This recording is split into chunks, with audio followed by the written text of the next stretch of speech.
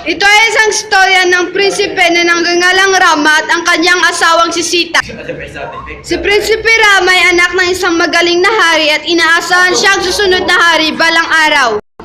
Pero ang kanyang asawa ng kanyang ama ay ginusto ng kanyang anak ang maging hari kaysa kay Prinsipe Rama at nilinlang nito ang kanyang asawa upang mapalaya si Prinsipe Rama at ang kanyang asawang si Sita na manirahan sa gubat.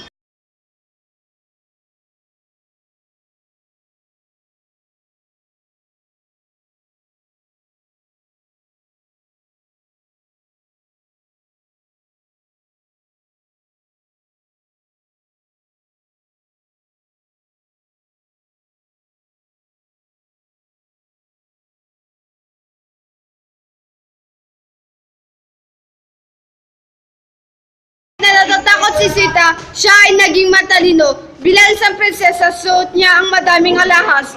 Gumawa siya ng paraan at bawat piraso ng kanyang alahas ay tinatapon upang matagpuan ni Rama. Nalaman ni Rama na siya ay nalingla.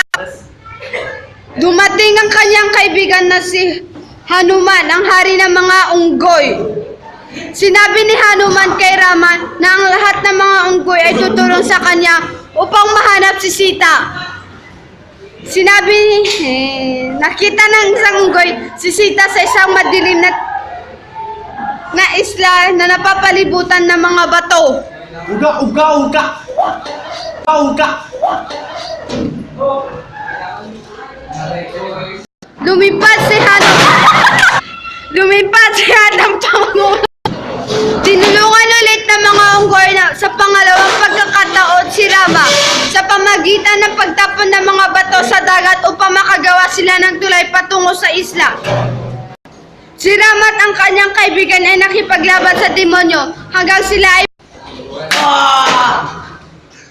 sa kinuha ang pana at pinatay nito sa puso at tinira niya si Ravana sa puso na ikinamatay nito. Nagkaroon ng malaking pagdiriwang si Sita at Rama ay makabalik sa kaharian. Lahat ay naging masaya at nagdiwang dahil nakuha ulit ni Rama ang kanyang pinakamamahal na si Sita. Yehey!